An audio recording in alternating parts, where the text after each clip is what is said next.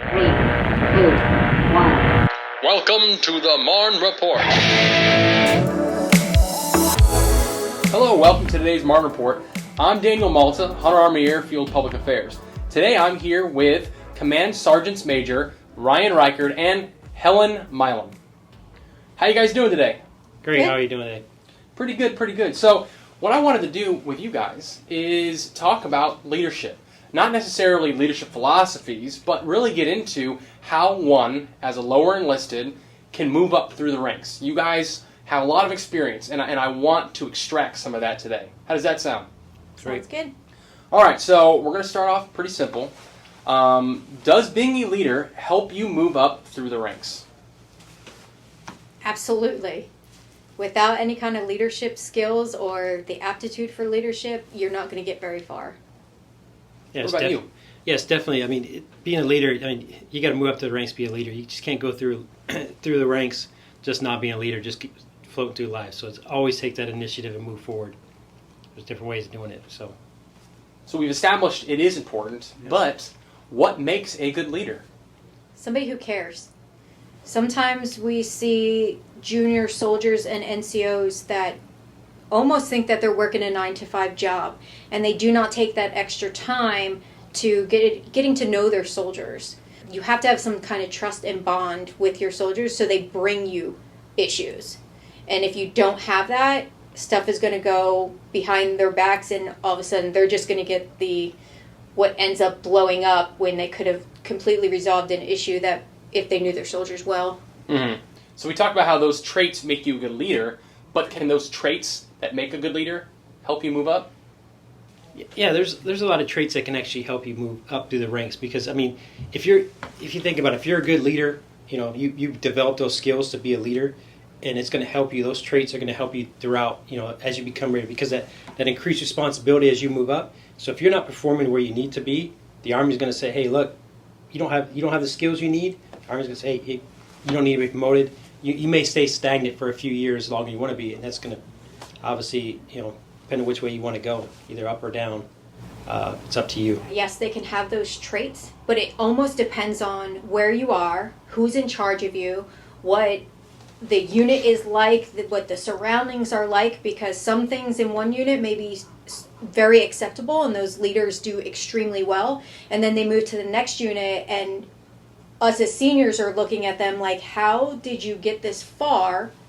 Because they were taught a certain way, but that is not the way. And that's what I kind of see. So we can talk about traits, but it's who sees the traits in you and how they develop you depends on how far you are going to go. Like I said, you could do extremely well in one unit, come to the next, and just kind of like halt, stop, and just not progress anymore. And I'm sure somebody listening might think to themselves like, well, what's the point of even listening to this if the advice isn't going to work for me?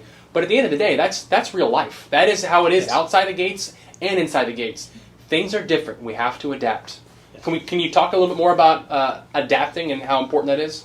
It's very important to adapt because, every environment, every situation is different. Whether you're stationed here at Hunter Army Airfield or even a simple thing as you're stationed down at Fort Stewart, the environment is completely different. And everybody's experience is not the same. So just because you could say, hey, look, I went to Fort Hood, it's not going to be the same that here at Hunter Army Airfield. It's going to be completely different. So you need to adapt to your current environment, your current situation, and your current unit. And you need to adapt to the changing soldiers. Yes. Some seniors complain and just say, we have a generation of soldiers that think that they are entitled to everything. I don't think it's that. I think it's how you deal with the soldiers themselves. I think it's a group of individuals that just need to work as a cohesive team, and sometimes you have to lean on everybody to have some input because everybody has something different. And I think that kind of goes back to what you talked about caring for your soldiers and learning about them, because you can't figure out how they tick without that first step that we kind of talked about earlier. Yes, definitely got to know them. So looking a little deeper, what are some practices you all have adopted over the years to make you more efficient or more competitive for promotion? There's a lot of things you can honestly do. As far as that simple thing is getting education, right? Going out there and actually getting out in front, taking that initiative, be the leader, Don't just sit back and wait for things to come. So things are not going to come to you. You have to work for it. Put forth the effort. Go to college. Work on those certifications. Work on your PT score. Work on your. All those things for promotion points is something you need to work towards because it's not handed to you. Things aren't handed to you like that. So doing those kind of things is actually going to help you get those points and set you up for success. And it's going to eventually, farther down the road, once you go to that Start First Class board, it's going to make a big difference because you got to be the example for those junior soldiers below you. So if you're not the example today, right, they're going to look at you in 5 years from now when you are Start First Class and be like, I remember what so-and-so did. He was, I'll just say, going through the steps. He wasn't actually giving initiative. And in 5 years from now, it's going to be a big difference when you see those junior soldiers that were in your place. So you got to look into those kind of things and remember that stuff, that kind of things. Sergeant Major Milam? So adding on to that, but the big thing is once you get to those DA boards, Sergeant First Class, Master Sergeant, and Sergeant Major, just hitting it right foot, right foot is not going to stick out. For us, military intelligence is not large. I don't know everybody doesn't know me, but we are small enough that you make impacts to a lot of people as you move. So when, you're going into an organization and they, somebody made a phone call and says you're getting this awesome NCO, you're going to have these expectations that the NCO is going to be good, and the NCO continues to strive to be out there, to get the next level job, to ask you questions because they want to work towards your job. Okay. So this is kind of a little bit off topic, but let's say you have a soldier, he's a great soldier, but he got in trouble early on when he was 21 years old. Now he's, 28, he's a staff sergeant, and he's doing really well, but he has that black mark on his record. What would you say to somebody who's trying to pick themselves back up from something they did in the past? Well, I would honestly say, is that who you are or is that who you were? Because we know that sometimes when you were younger, right, you make different choices. It may not be the best choice, but you make those different choices. If you're making those same choices today, then that's something you got to look in the mirror because you can overcome certain things in life, right? So there's certain things that, happens as a black mark on your record, but how you overcome that makes the biggest difference. Because you were sitting there and you're just dwelling on that for the years, and it affects your whole your ability to be a great leader. That's where you need to look back and say, hey, look, maybe I made a mistake. I need to fix this. I need to become a better leader. Other than that, that's... And if you do become a better leader, because that is just a one-time thing, yes. If you're afraid of somebody looking on a DA board and seeing this, well, if this happened, say, 7 years ago, there's a possibility you have 5 or 6 NCOERs. And if your 5 or 6 NCOERs are extremely strong and you have proven that this was a hiccup I made when I was younger, as long as you're out there doing what you need to do, it would not affect as much as if I was a staff sergeant and I got in trouble and I'm trying to pursue my career. It's not going to necessarily go the same way. Okay. Well, that's encouraging to understand and to hear. What were some practices you all have adopted over the years to improve your leadership? One thing I could say, I would say I would learn from others. That's one thing that over time, you see what others are doing and you see what they're doing right. If they're doing something right, you need to take that and run with it. You improve it, make it better. And those things that they're doing wrong, they shouldn't be doing, you look at those kind of things you've seen in the past and you avoid those situations and avoid that, repeating that when you have your soldiers, when you're in that leadership position. I think just looking at that, that's something I've learned a lot as far as being a leader.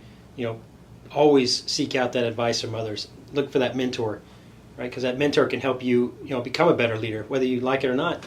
They can help you throughout your entire career. 21 years. It's. I can say that is something that's helped me get to where I'm at now. So. I definitely agree that you take the things that stick out to you with the leaders, and everybody has those leaders that they have that you are super happy about that have helped you work, but you also have those leaders. And when I just say those leaders, that should just be something that is completely understood. But you know what? I took a lot of what they did and threw it in my rucksack to never be that way. I am uncomfortable with this. I don't want to be this way. But as I got like farther in the ranks, I would look back at that rucksack of those things that some of them did, and it almost is like that realization, okay, they went about it completely wrong, but I understand why they did it. So that's why I kind of take both, and you learn, and that's what I tell my junior NCOs.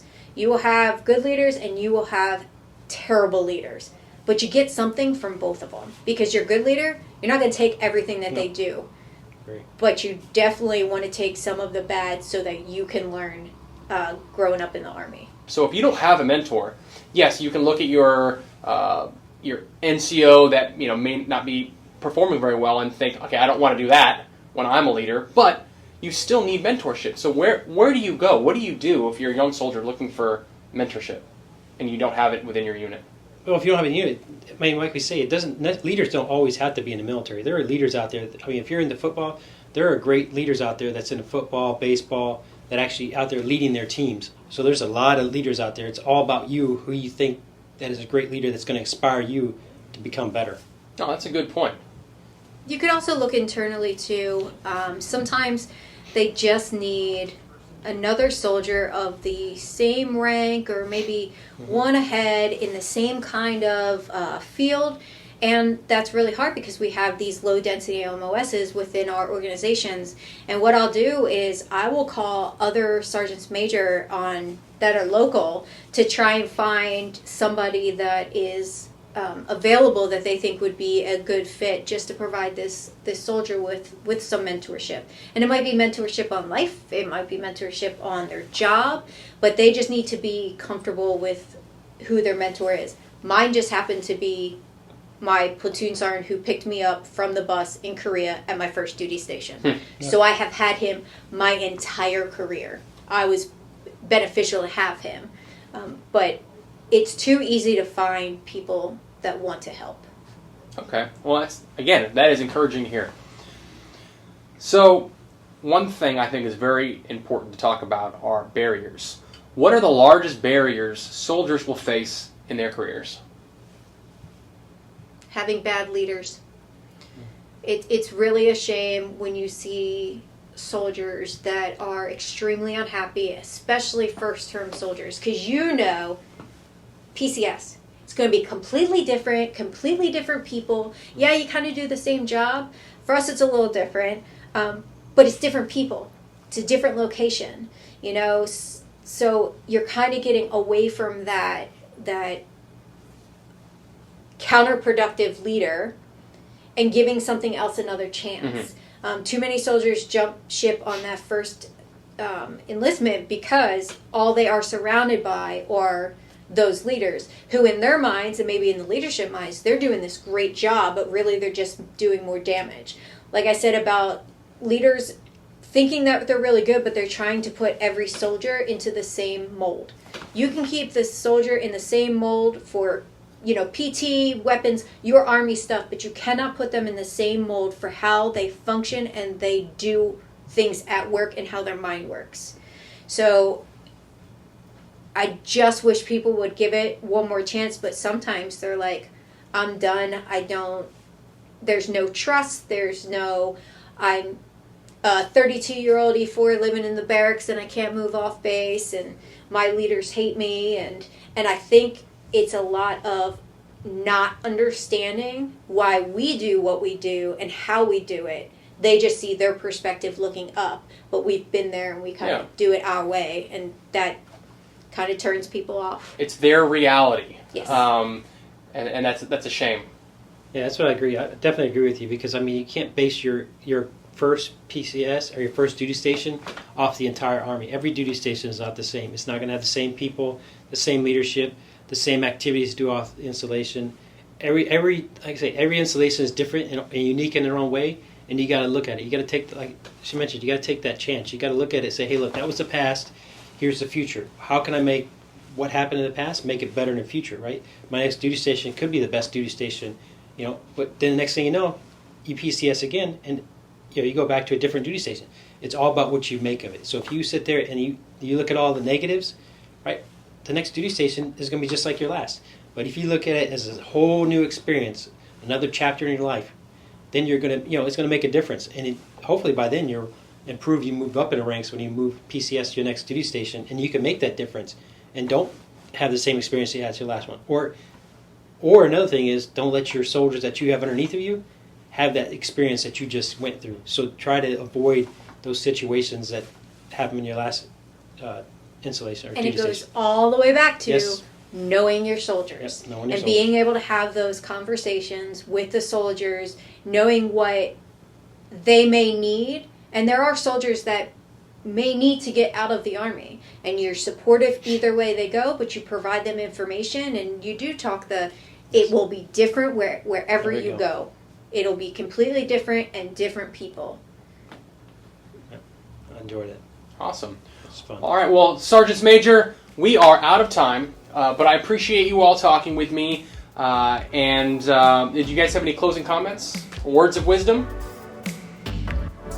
Leaders just care, and don't care one day. Care and always follow up. That's what makes the biggest difference. Yes, definitely agree. I mean, get out of your shell, go out there and develop yourself into a leader. And if you're not a great leader, you know what? One day you can become a great leader. And just work towards it. It's up to you. So just take the opportunity. You only got one chance, right?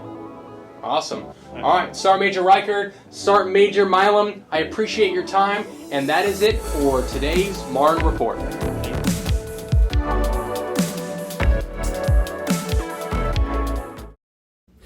Your installation exchange is now open to Department of Defense civilians. The exchange has everything you need to look your best right on the installation where you work. Remember though, DoD civilians can't buy alcohol or tobacco. But from electronics, toys, and more, your exchange has it all, tax-free and convenient to you. And shopping in person is so easy. Just make sure to show your DoD ID at the point of sale and off you go. And don't forget, coming soon, online shopping via the awesome digital Garrison app. Stop by the Fort Stewart Hunter Army Airfield Exchange today to see what they have for you.